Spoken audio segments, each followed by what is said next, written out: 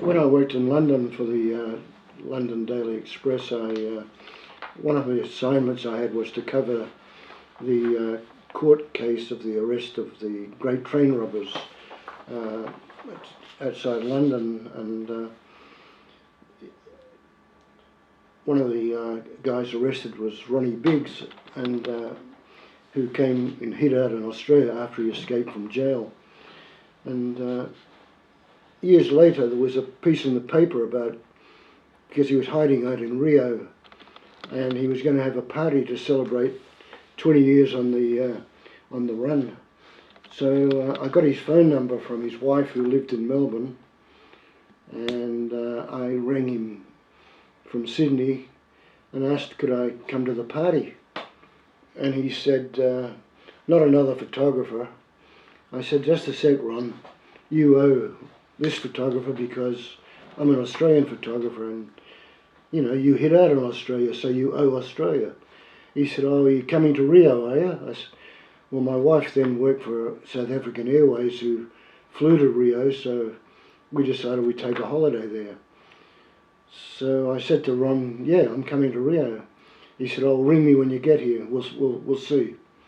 Anyway, I got some of my old pictures from the Express of when Ronnie was arrested, and the Scotland Yard pictures of him before and after, because he had plastic surgery, and shots of him when, you know, his escape route from Wandsworth prison, and I got them blown up into big poster-sized prints, and thought I'll take these over and show them to Ronnie. That'll get me into the party for sure. I also spoke to his wife and found out that he drank Glenfiddich Scotch, so I got 2 bottles of that. And when we got to Rio, I rang him up and he said, oh, you're here. Well, why don't you come up and have a cup of tea and we'll have a talk. So I took my wife up, we had a cup of tea with Ron, and I gave him the poster prints, and he thought they were terrific. I gave him this Glenfiddich. He said, you can definitely come to the party. And anyway, the party was fantastic, and I took lots of pictures for Playboy magazine and also for the Associated Press, and also for the paper I worked for back in Australia, the Fairfax organisation. And Ron asked me could he have some of the pictures for a book that he was going to publish. I said, of course. He said, photographers always promise you pictures, but they never deliver. I said, Ron, you'll get these pictures. And the next time that a South African Airways flight was going over there, I got one of the pilots to take all these prints over for Ronnie for his book. And about 3 months later, I get in the post a copy of his book. His book was called Ronnie Biggs, The Odd Man Out. And this is a picture that was taken of us having lunch after the party with my wife and I and Ronnie Biggs and his wife. Anyway, in the inside cover of the book, he wrote, Russell, thanks for the party pictures which I've used in my book. Sorry I can't pay you for them, but my money ran out. Cheers, Ronnie. That's Ronnie Biggs. Very good. This was one of the most famous fires in Sydney, called it was but the Buckingham's department store. It was taken on Anzac Day, 1968, and it was on a Saturday. And in those days, the paper I worked for, the Sydney Sun, only had 2 editions. One, the first edition covered the Anzac Day March, and the second edition covered more of the march and anything else that should happen that day. Anyway, we covered the march and we were all back at the office, and we went over to the pub for a drink, all the photographers. And we'd been there for about half an hour and the phone rang. It was the news editor. He said, oh, there's been a fire downtown. Someone's got to go down and have a look at it. And so one of you's got to go. So we tossed coins and I lost the toss, so I had to go. And when I got down there, sure enough, it was blazing away, and I got into this position, and I said to the fire chief, "Do you think that that it's going to fall? That wall's going to fall?" And he said, "Oh, it'll fall, but I don't know when. It might be today, it might be tomorrow. Then it could fall any time." And our office had just switched over to 35mm cameras, which means that you had a roll of film which took 36 frames.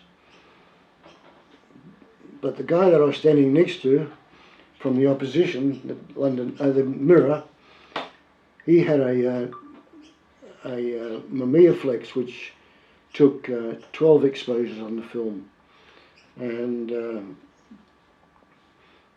he'd exposed 7 shots, so he thought, after what the fireman told us, he'd have time to rewind and put a new film in.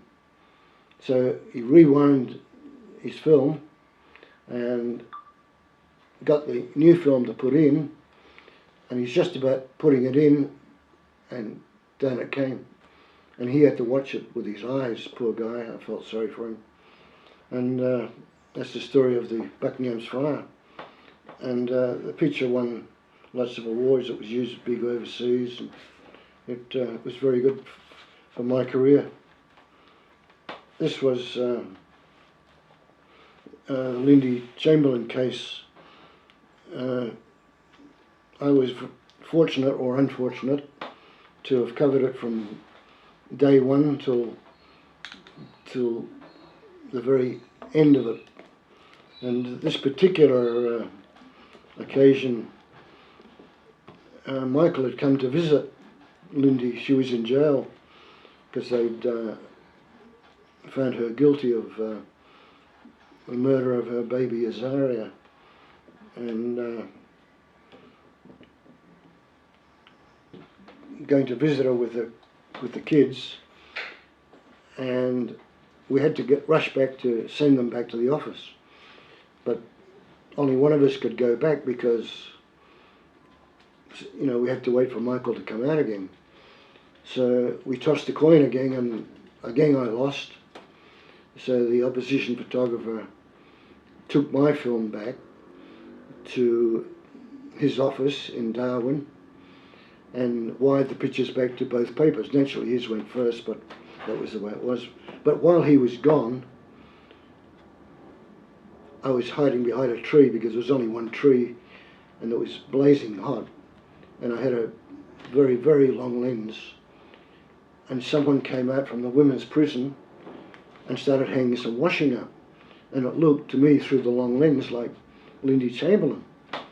Anyway, I took a picture, and maybe it was the flash or something happened, and the woman that was looking after Lindy, a prison wardress, must have noticed the shining from the camera, and she whisked her away and took her back inside. Anyway, I didn't say anything about that I'd taken the picture because I wanted to send the film back to Sydney to get it developed in fine grain developer. So I didn't tell the journalist or the opposition photographer that I'd taken this photo. Anyway, I told the office back in Sydney to put the film through fine grain developer and blow it up and have a look and see if they thought it was Lindy Chamberlain. Next day I get a phone call from the editor of the Sun. In those days it was John Benno, Richie Benno's brother, and he said, "That's Lindy Chamberlain." I said, "Well, hang on, we're not 100% sure." And I said to John Benno, he said, "Well, can you verify that it's Lindy Chamberlain?" He said, I said, "I'll try." So we went to the police who we'd been working with, and I told him what had happened, and he said, "Oh, well, I'll find out." So he rang the prison, and the prison told him that there was only one white woman in jail at that time, and her name was Lindy Chamberlain. And on receiving this news, the opposition photographer, a guy called Graham Fletcher, good friend of mine, almost fainted because he didn't have the photo. And the journalist from the Mirror, a guy called Jim Oram, my journalist was Steve Barrett. Jim Oram said, "Just a minute, we're not finished yet. What we can do to save your life, Graham, and your job, is we'll get the artists at the paper, which they owned. It was a Murdoch paper, the Northern Times, I think it was called. If you can get John Benno to wire the photo back to you, Russ, in our transmitter machine, and when we get the photo, we'll just do an artist job on it, and we'll move the arm with the washing hanging on it to another position." Anyway, picture comes back, the artist gets it, we move the arm, and then Graham Fletcher copies it, and then we wire them back to Sydney. He wires to the Mirror, I wire to the Sun, and I tell John Benno that it is Lindy. He said, "Good, it's the full front page." And Graham's picture editor told him the same. We didn't tell him anything about the painting, the changing the picture at all. Anyway, it's used on the front page of the Sun, it's used on the front page of the Mirror. Exactly the same photo, except the arm's been moved. And after the editions came out, I got a phone call from the editor. He said, "Great picture, Russ, we've used it on the front page." He said, "But so is the Mirror." I said, "Yeah, well, there's only one tree and we're both standing behind the same tree. You know, we both took it at the same time. You know, it couldn't be helped." He said, "Oh, that's all right, Russ." He said, "There's only one question." He said, the Mirror's picture seems to be better quality than the Sun. I wonder why that is." I said, "I've got no idea." That's the story of Lindy in the jail. Most of these stories are about the Sun versus the Mirror. In those days, the opposite, you know, the competition was fierce. Anything to get, you know, a scoop on the Mirror was something, and vice versa. This is a picture of Robert Mitchum. Robert Mitchum came out to Australia to make a movie called The Sundowners, and he was the first big Hollywood star to ever come to Australia. So it was going to be front page again. He was going to arrive at Mascot Airport. In those days there was no curfew. He was going to arrive at midnight, and so we had to be there. The reporter was a guy called Graham Eccles, and somewhere along the line Graham and I got held up. We'd been sent somewhere else on a different assignment, and by the time we got to the airport, the plane had landed and Mitchum was gone. And as I walked into the terminal, the Mirror photographer was walking out with a big smile on his face because I'd missed the arrival. So I'm facing big trouble, like the sack, for instance. So I went to the airport manager and said, "Look, is Robert Mitchum, is he gone? Where is he? Is he still at the airport, or has he gone back to the hotel?" Or he said, "Oh, as a matter of fact, he's upstairs in a room, private room, in a Qantas VIP room." I said, "Oh, can you save my life and go and knock on the door and tell Mr. Mitchum that I missed the photo, and you know he'll save my life if I can get him to take his photo." So he knocked on the door, went and told Robert Mitchum what the situation was, and Robert Mitchum sent a message to say, "Yeah, come in and bring the reporter and the driver with you." So in we go. It was about 1 o'clock in the morning, and he starts telling jokes to all the people that were in the room, including us. And we're having a few drinks with Robert, and about 6 o'clock, 6:30 in the morning, I'm starting to get worried because I haven't done any photos yet. I said, Mr. Mitchum, I've got to take some photos. So he's very relaxed. He lets me take all the photos. And we get back, and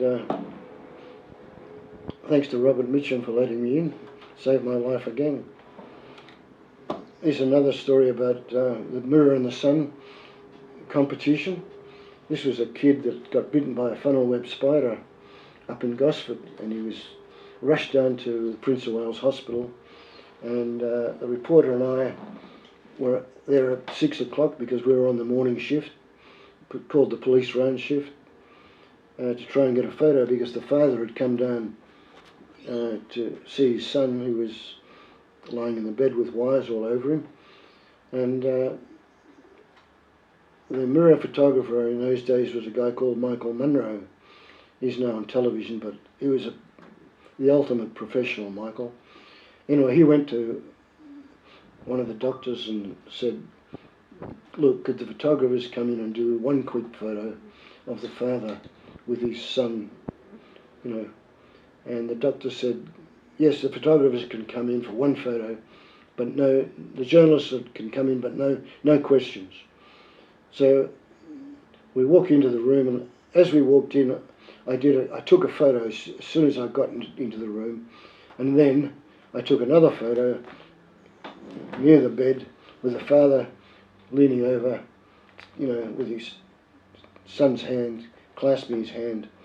Anyway, when I got back to the office, which was only 10 minutes away, the picture editor was a guy called Bob Rice, was extremely happy. He said, oh, this is great, the editor's going to love this. This will be the front page. And it was only Bob and I in the room at the time because it was so early in the morning. And the phone rang, and it was for me, and it was Michael Munro. And Michael said, Russ, he said, got a bit of a problem. Our photographer had trouble with his film, it didn't rewind, and he hasn't got a picture. Is there any chance that you could give us one of your photos? Because he knew I took more than one. And I said, hang on, I'll ask my picture editor. So I asked Bob Rice what I should do, and Bob said, yes, give him the photo because one day it might happen to you, and you might need their help. So I met Michael Munro at the front of the office, and I gave him the other negative that I had, which was a wide shot. Mine was an upright. And then the Mirror came out with the photo, which they had to use wide because mine was an upright. And they also used it on television, their television station, Channel 10. And the byline in the Mirror said, exclusive photo by the Mirror. And the Channel 10 said the same thing, exclusive photo by the Mirror, which made me laugh. This was another story about the Bartons. The Bartons were financial people, and they were wanted by the police for siphoning a lot of money away, and they took off to Paraguay to hide, and they were there for quite a while in hiding, and there was no extradition treaty. And the father, Alexander Barton, made a deal with the police that if he gave himself up and came back, would they let the son go free? And the police came to a deal and said, yes, come back. Anyway, the Sydney Sun, the editor then was Darren Hinch, and Darren sent a reporter over to Paraguay to meet the Bartons and find out what flight they're coming back on. And we found out it was a KLM flight. Anyway, the editor, Darren Hinch, called me down to his office and he said, look, we know what flight they're coming back in to Sydney on, but no one else does. So I want you to go out to the airport and don't tell anyone in the press room, because we had our own people in the press room, He said, I don't want you to tell anyone and wait for them to come out and get the photo. Anyway, they came out. Young Barton came out with his wife. I got the photo.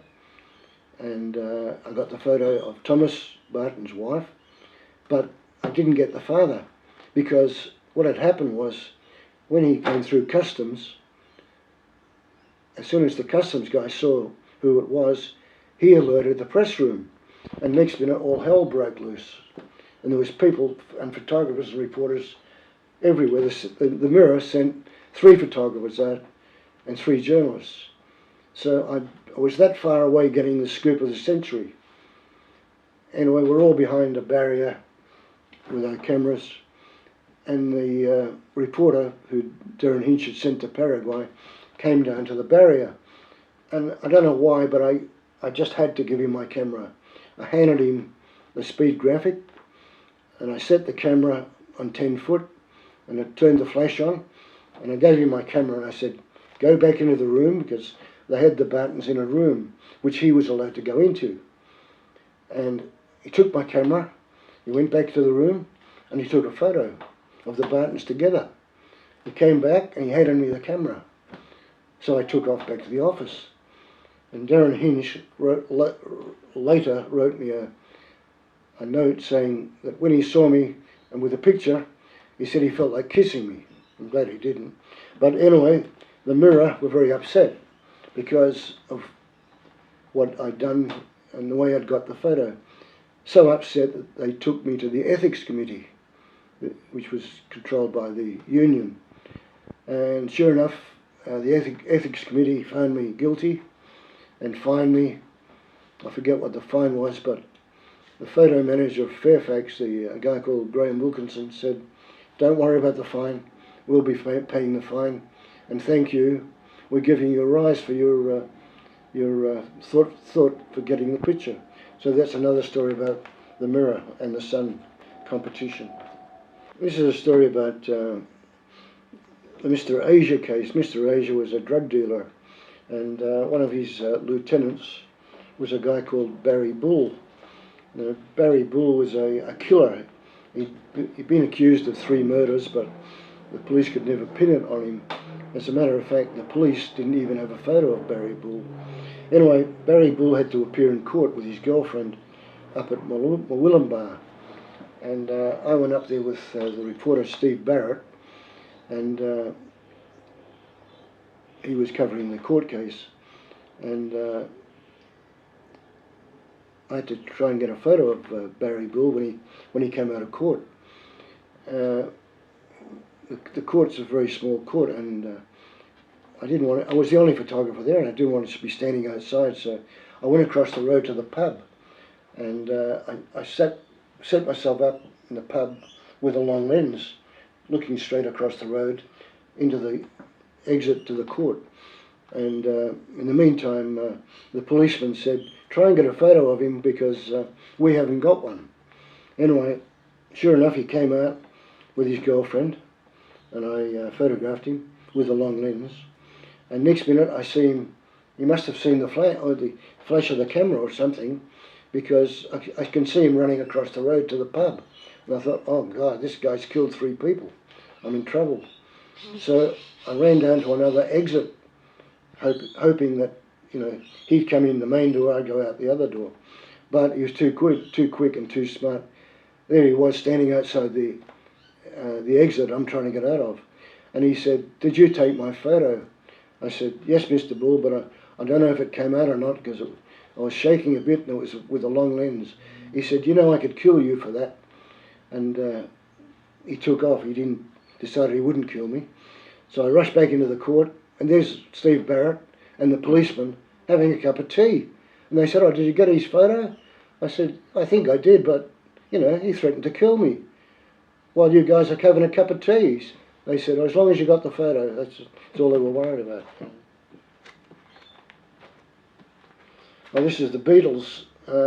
When I worked in London, the picture editor called me in one day and said, we want you to go on tour with this new group. This was in the 60s, and the Beatles were just, starting off. He said, I want you to go up to Liverpool That's where they're starting. They're going to do a tour of the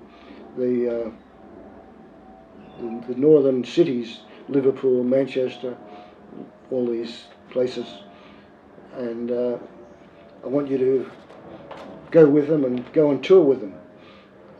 So up I go to Liverpool, meet the Beatles, and I went on tour with them, and every time you'd come to a town like Manchester, you'd photograph the crowd, and you'd get Miss Manchester in the crowd watching the Beatles. And one of the places we went to was Lincoln, and I photographed Miss Lincoln in the crowd watching the Beatles, and she asked me could she get a picture of herself that I'd taken. And I said, yeah, come down to where I'm processing and I'll give you a picture, which I did. And she said to me, is there any chance you could introduce me to the Beatles? And in those days, I could get into the dressing room because there was no security. And I said, sure. So I take her up to the Beatles dressing room, and she said, oh, I want to meet Paul McCartney. So I knock on the door, and just as it happened, door opens and it's Paul McCartney. I said, oh, Paul, this is Miss Lincoln. And next minute, he grabs her hand, pulls her in, slams the door, and that's the last I ever saw of Miss Lincoln. But later on, the Beatles, when they become famous, they were presented by MBEs, by the Queen, and I had to go out to the Shepperton Studios and get them with their medals. And this is the photo that I took, which got a big run in the Daily Express, who I worked for in those days. This is a picture of Eric Worrell, who Eric Worrell was the guy who owned the reptile farm up in Gosford, and he was a famous snake keeper, and he was an expert, written lots of books on snake venom, and I had to go up there to do a series of pictures on the reptile farm. And I just finished doing the photos, and I was having a cup of tea with Eric, and Eric had 3 months before had a heart attack, so he wasn't in great shape. But anyway, we're having a cup of tea, and we hear this screaming coming from somewhere, and we look up, and it's coming from the swimming pool.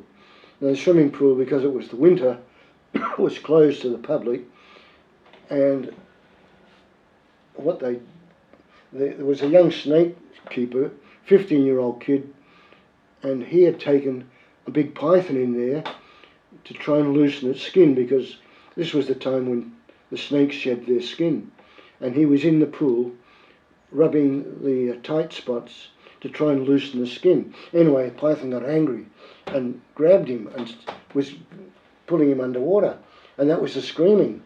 And Eric rushed out, fully clothed, and dived into the pool and starts wrestling with a snake to try and get it off. Peter McEwen was the kid's name, 15-year-old. And I'm there taking photos, and Eric's saying, help me, help me. But, you know, I could either keep taking the photos or go and help him. And anyway, some other help arrived in the meantime, another keeper. But after we'd got the snake off, they'd got the snake off the kid, Eric abused me. He said, why didn't you help me? He said, I was in trouble. I said, Eric, these pictures are unbelievable, because I had a whole series of photos. I said, you know, these are the greatest pictures I've ever taken. They'll go all over the world. You'll be famous. He said, oh, I don't know about that. Anyway, sure enough, the Queen sent him a message of congratulations, and the President of the US also sent him a message, and I got a gold pass to the reptile farm for life, thanks to the pictures.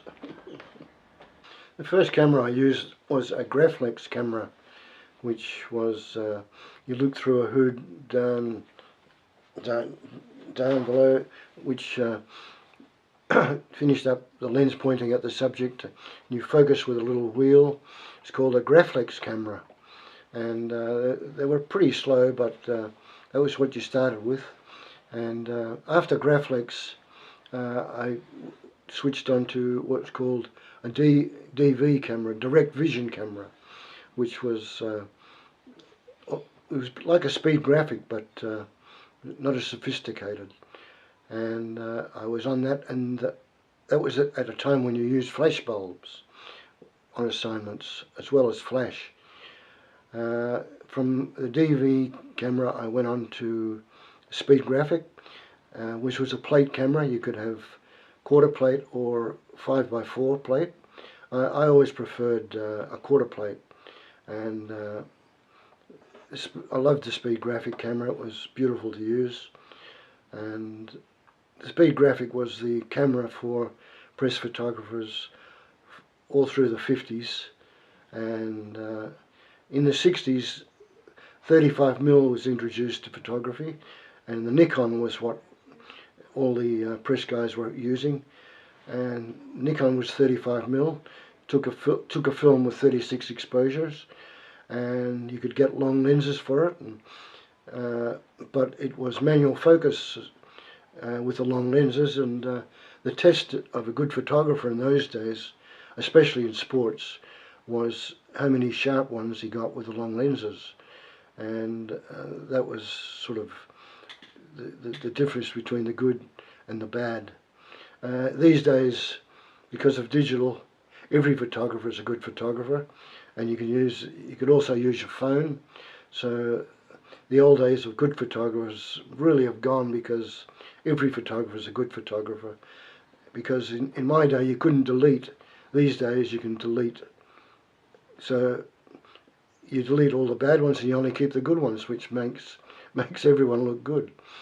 From 35mm, I was using 35mm until with Nikon until I got to the Barcelona Olympics, and one of the photographers there called Dennis Paquin, who worked for AP as a sports photographer, ex-Reuters, he showed me these new lenses that had just come out, and they were made by Canon, and they were just absolutely magnificent lenses, pin sharp and just made for sport.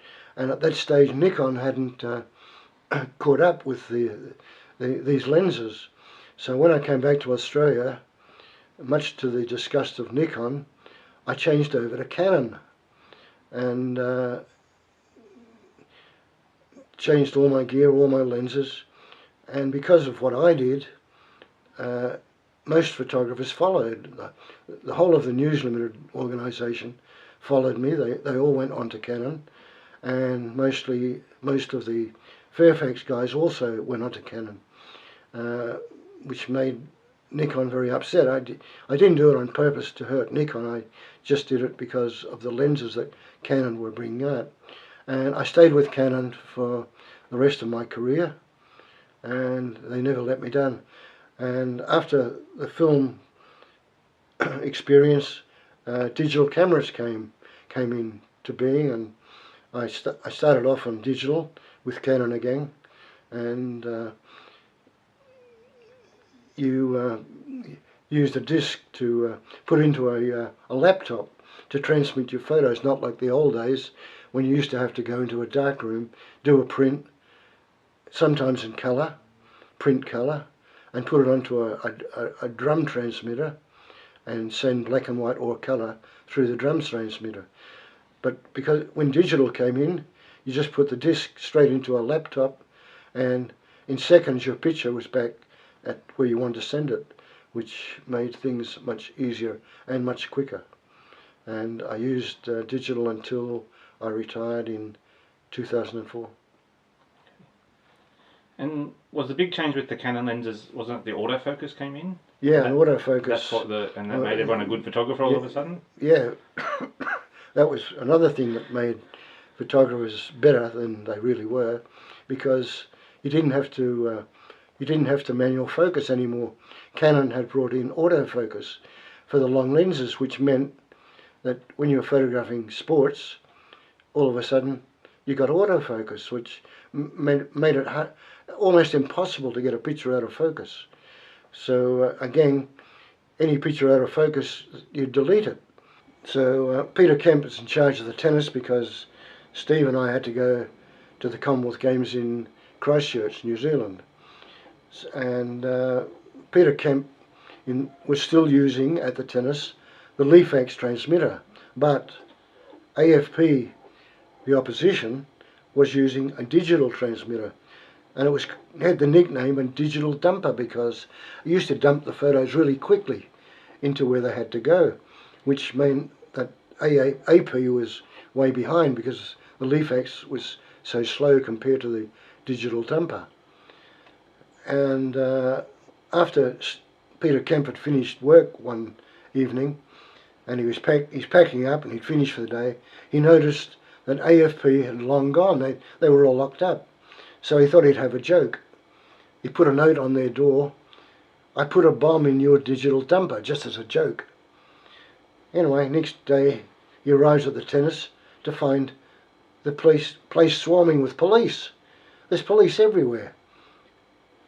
They found this note, and it was reported to the police by AFP. They didn't know who left the note. So the police are looking for this bomb, and they've got the place, they're turning the place upside down. And poor old Peter realised what had gone wrong. They found his note, which was a joke. So he had to go and confess to the police, because this didn't go over too well. And lots of questions were asked, but that's the digital dumper. One of the biggest mistakes photographers make is to shoot a job with no film in the camera, because they got no results. And you find out later, no film in the camera, so you've got to be very, very careful. And another mistake is that I learnt the hard way when I worked in London for the Express, is you never tell the picture editor you've got pictures until you actually see them.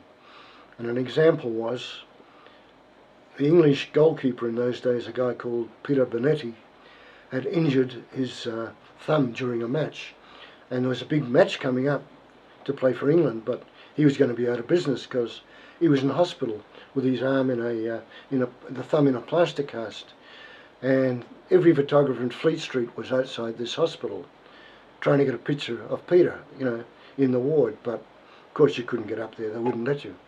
And after about a week, there was only a few photographers, and after 2 weeks, there was only one photographer, and it happened to be me.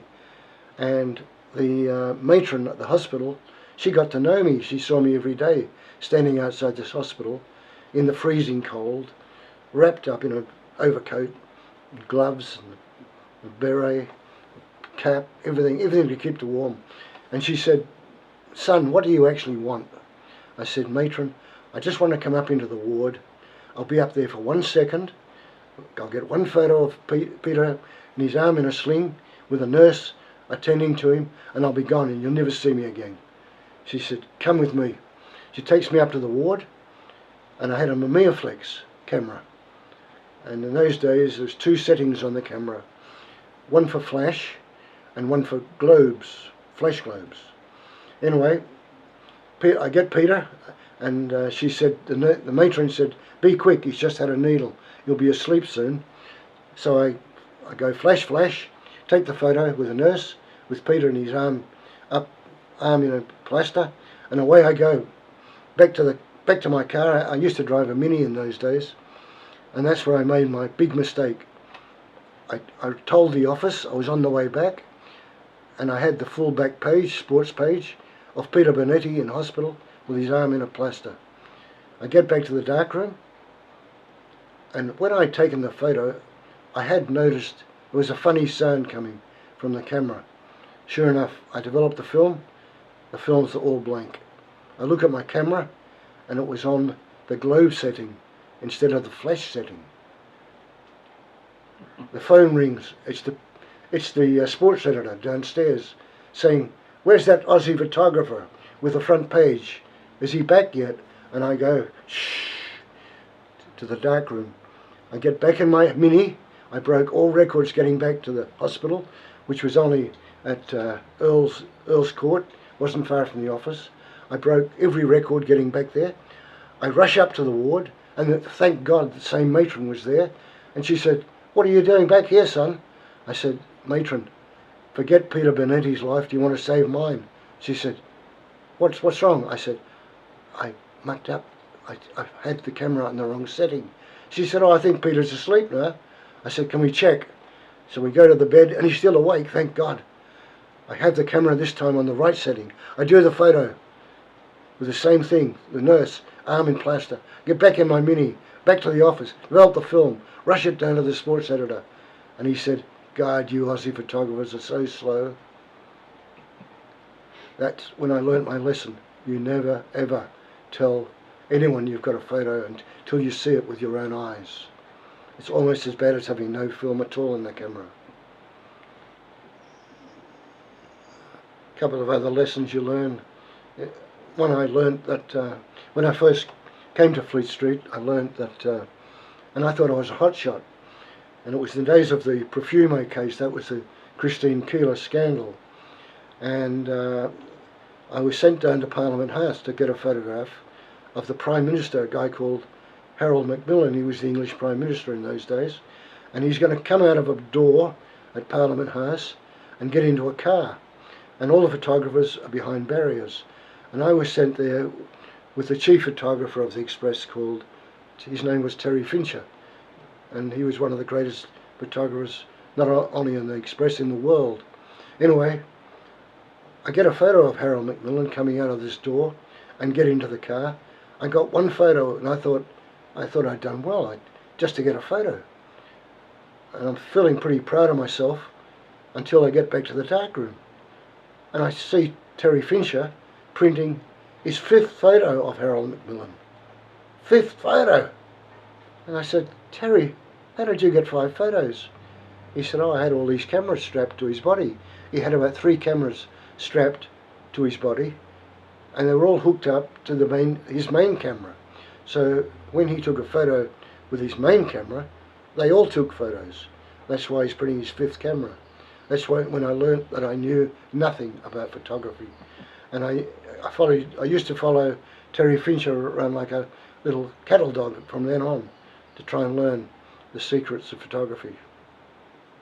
Another lesson learnt.